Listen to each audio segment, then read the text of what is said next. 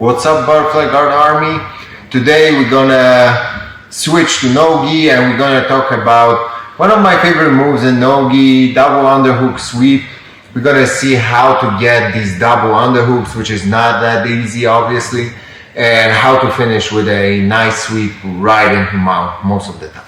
So one of the most important part about fighting and engaging in no-gi is hand fighting concept, right? So usually this is going to be like our first line of like defense and attack, and from that little battle here we want to either defend or we want to engage forward to get better control over our opponent. So usually when we square off here hand to hand, I want to get like dominant grip. I want to get my hand this way, thumb over his thumb and four fingers outside. Whenever I have this, I can easily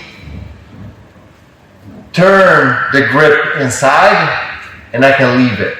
That's a big advantage for me, because now my opponent, if he would like to pull out of that grip, it's really hard for him, but I can leave anytime I want.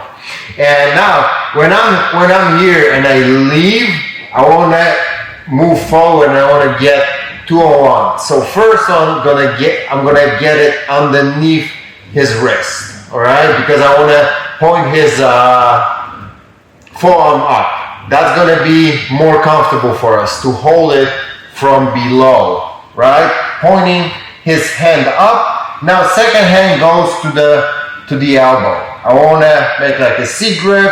The thumb is on the opposite side of my four fingers, and once I get 2-on-1, I want to use that control to balance my opponent but backward, because whenever I balance him backward, he will push back, right? And then I can use his reaction to create even bigger motion. All right, so this is quite a small motion.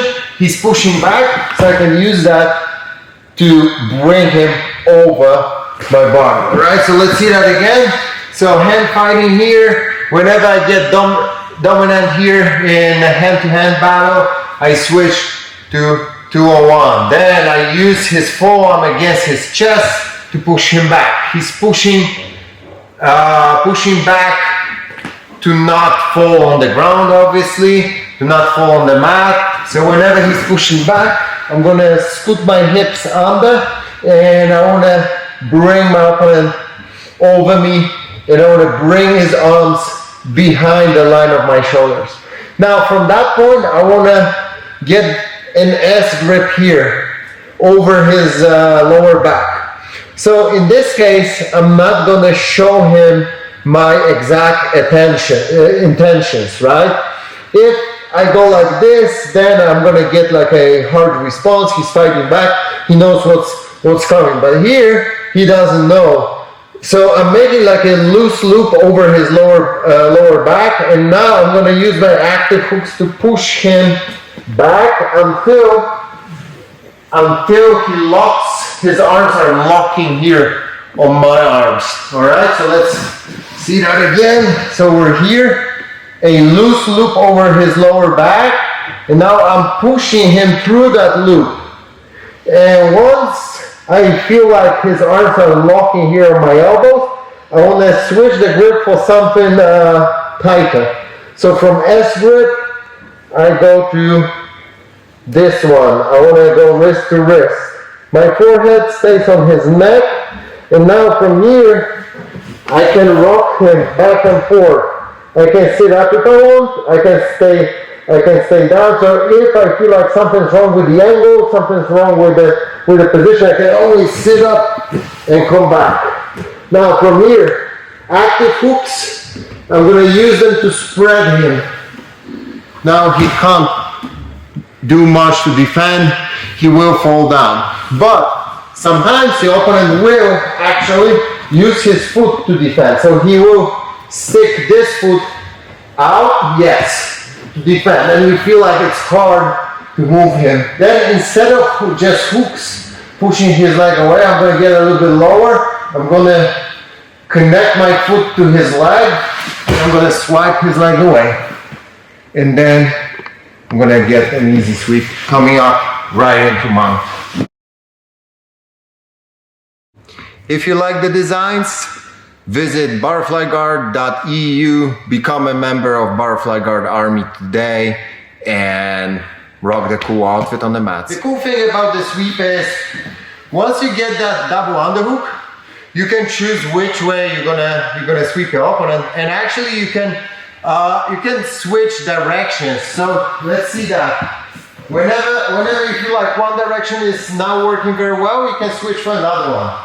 So 2 on 1, I'm getting that loop, locking tight. With my forehead, I like to stay here on his neck or on his shoulder. And now from that point, I can rock him to one side. I feel like it's hard to sweep him. So I'm gonna go to the other side. One of the most essential things that probably right now it was very visible. One of the most essential things here is to keep your arms open, elbows open, so your opponent can't bring his arms down, all right? If you won't keep your elbows open, the opponent will be able to post to the side. So let me show you what I mean. Whenever I'm high enough like this, and I keep my elbows open, his arms are kind of aligned with his upper body. So he can't really stick them to the sides to defend. So now I can really sweep him to the side, right? Because there's no base there. But if instead of this, holding my elbows open, I'm gonna stay close with my elbows, and my opponent is able to post with his hands, if I want to sweep him right now, he will always find the base. And what's even worse here is, once you get to that position and he's able to get the base, it's really hard to open these elbows again. So whenever you get to the position, you need to be precise. Once you get here, keep it open, because if you won't be precise and he can defend once, then he knows what's coming. He will never let you open these elbows up again. All right, one of my favorite no-gi sweeps. I hope you guys enjoyed. I use that in so many high-level competitions, IBJJF majors. So give it a try and let me know how it works for you in the comment section.